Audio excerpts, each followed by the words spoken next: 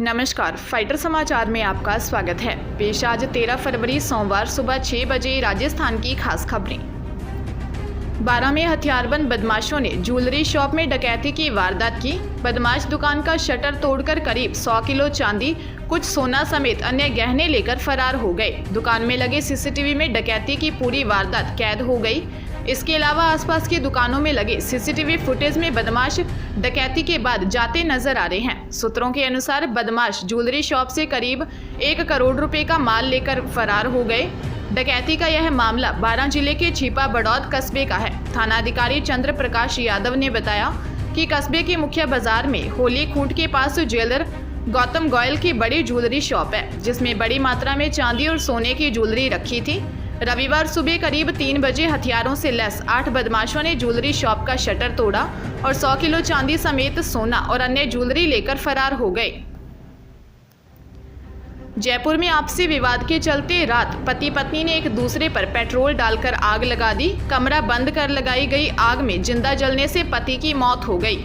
गंभीर झुलसी हालत में पत्नी का एसएमएस हॉस्पिटल में इलाज चल रहा है। आमेर थाना पुलिस मामले की गंभीरता से जांच करने में जुटी है। एसएचओ नंदलाल नेहरा ने बताया कि मृतक 27 वर्षीय कालूराम मीणा कुंडा चेकपोस्ट चौराहा का रहने वाला था।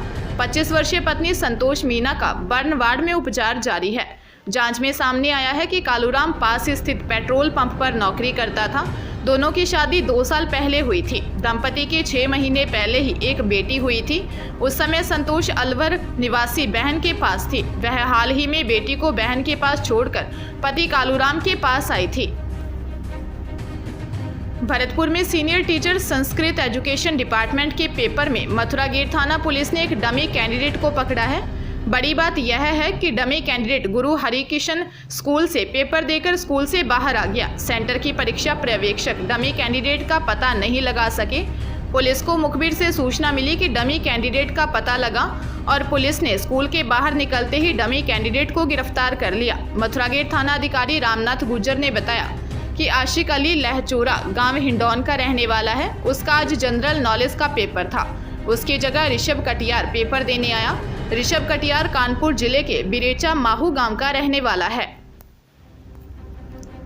हरियाणा के करनाल जिले में बाइक सवार 4 युवकों की मौत हो गई। हादसा देर रात गांव कमालपुर के पास हुआ। चारों मृतक आपस में रिश्तेदार बताए जा रहे हैं। मृतकों की शिनाख्त करनाल के गांव शेरपुर डेरा बाजीगर निवासी ओम प्रकाश, दलबीर सिंह, रिंकू और करण के रूप में हुई है। जानकारी के मुताबिक सभी युवक वेटर का काम करते थे और कमालपुर से अपने गांव शेरपुर डेरा बाजीगर लौट रहे थे। इसी बीच गलत साइड से तेज रफ्तार से आ रही कार ने तीनों बाइक्स को ठोक दिया।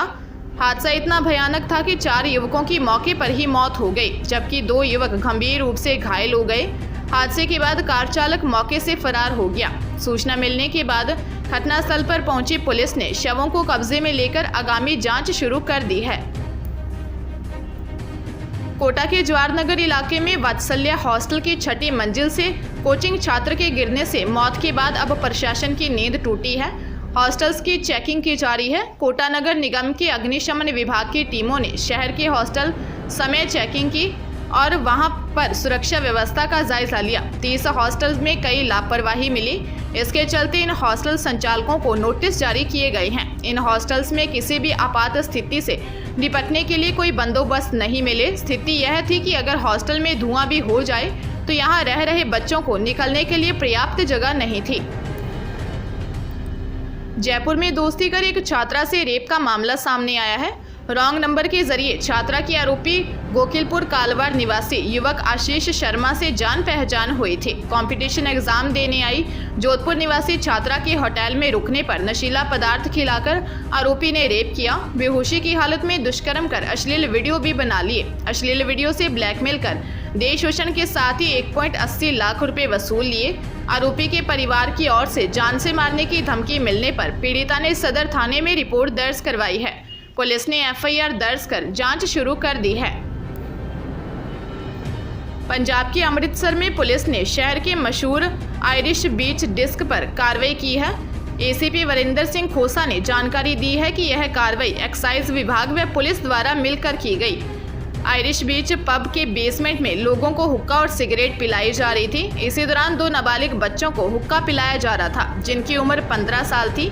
इसी दौरान उन्हें 8 बोतलें शराब मिली। इसके अलावा 20 बोतलें बियर भी जब्त की गई। आयरिश बीच के पास इसे सर्व करने का लाइसेंस नहीं था। पुलिस ने इस दौरान 17 हुक्के और 5 हुक्का फ्लेवर भी जब्त कर लिए। पुलिस ने कार्रवाई करते हुए मालिक प्रिंस मल्होत्रा सहित 4 पर मामला दर्ज कर लिया है। नेता प्रतिपक्ष गुलाब चंद कटारिया को असम का राज्यपाल बनाया गया है। राष्ट्रपति ने रविवार सुबह 12 राज्यों और केंद्र शासित प्रदेशों के राज्यपाल और उपराज्यपाल बदलने के आदेश दिए हैं। कटारिया को राज्यपाल नियुक्त करने पर उदयपुर सहित प्रदेश भर में उनके प्रशंसकों और बीजेपी नेताओं ने खुशी जताई है।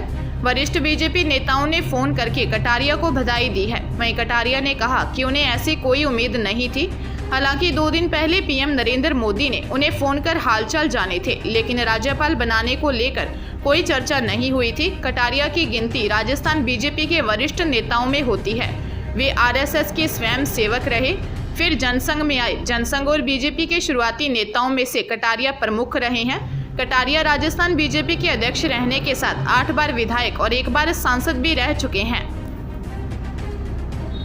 धौलपुर जिले के राजाखेड़ा रोड पर दिहोली थाना इलाके में मरैना कस्बे और दिहोली थाने के बीच शाम करीब 6 बजे एक ट्रक ने पीछे से बाइक को टक्कर मार दी, जिससे बहन भाई की मौके पर ही दर्दनाक मौत हो गई।